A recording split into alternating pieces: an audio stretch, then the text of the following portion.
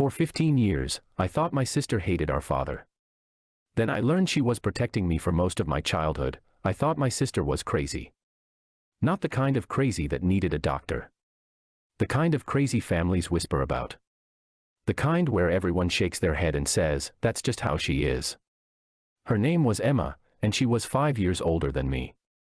When I was growing up, she was always fighting with our dad. Every single day. Sometimes it was over something small. Sometimes it was over nothing at all. At least, that's what I thought.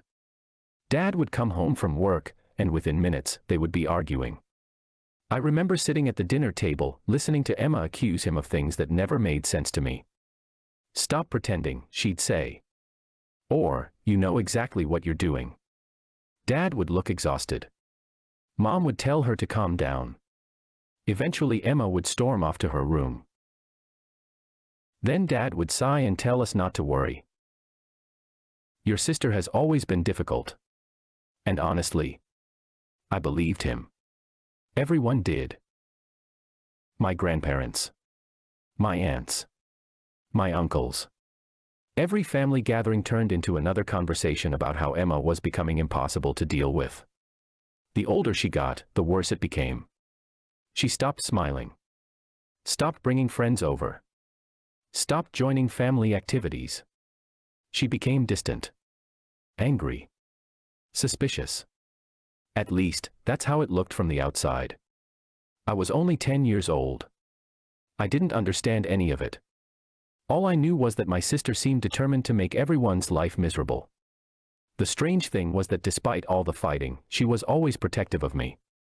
Sometimes too protective. If Dad offered to take me somewhere alone, Emma would suddenly insist on coming. If Dad wanted to teach me something in the garage, she'd find a reason to interrupt. If Dad and I were spending time together, she always seemed nervous. Back then, it annoyed me. I thought she was trying to control my life. One night, when I was 12, she came into my room after everyone had gone to bed. I still remember exactly what she said. Promise me something. I rolled my eyes. What? If anything ever feels wrong, tell me. I laughed. What are you talking about? She looked like she wanted to say more. Like she was struggling with something. But eventually she just shook her head. Never mind. Then she left. At the time, I thought she was being weird. Now I realize that moment haunted her. Years passed. The arguments got worse. Mom started threatening to kick Emma out. Dad acted like he was at the end of his rope. The entire family treated her like a problem that needed to be fixed. By the time she turned 18, things exploded. I wasn't there when it happened. I only heard the shouting. The screaming. The doors slamming. Then silence. The next morning, Emma was gone. Just gone. No goodbye. No explanation. No note. Nothing. Mom cried for days. Dad looked devastated. Everyone blamed Emma. They said she'd finally pushed things too far. That she was selfish. Ungrateful. Dramatic. I believed them. Why wouldn't I? They were the adults. They were the people I trusted. Months passed without a word from her. Then years. Eventually, I stopped thinking about her. Or at least I tried to. Every now and then I'd hear updates through relatives. She'd moved to another city. She had a job. An apartment. A life. But she never came home. Never visited.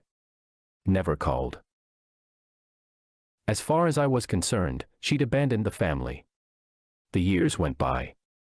I graduated high school. Went to college. Started building a life of my own. Meanwhile, Dad remained exactly who he'd always been. Hardworking. Respected. Loved by everyone who knew him.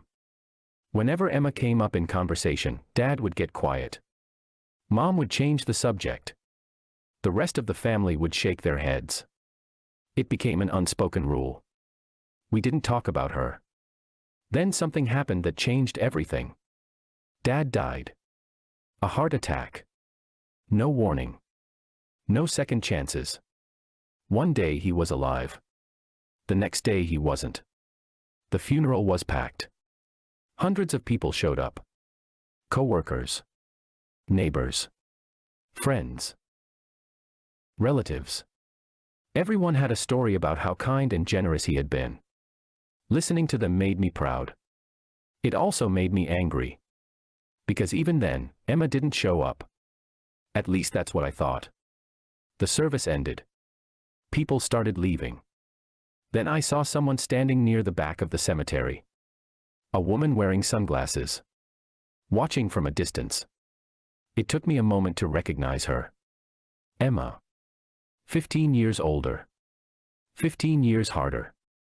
But unmistakably Emma. I hadn't seen her in over a decade. I started walking toward her. Part of me wanted answers. Part of me wanted to yell at her. Ask where she'd been. Ask why she'd abandoned us. Ask why she'd skipped Dad's funeral. But before I could say anything, she spoke first. I wasn't going to come. Her voice sounded tired. Then why did you? She stared at our father's grave.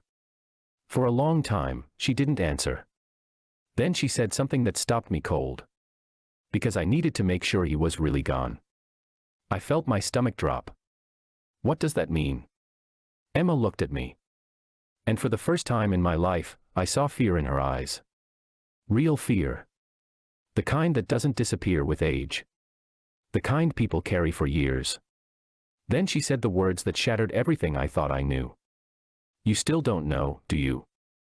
I frowned. Know what? Her eyes filled with tears. And then she whispered, I spent my entire childhood trying to protect you. At that moment, I thought she had finally lost her mind. I had no idea that she was about to tell me the truth. And that truth would destroy everything I believed about my family.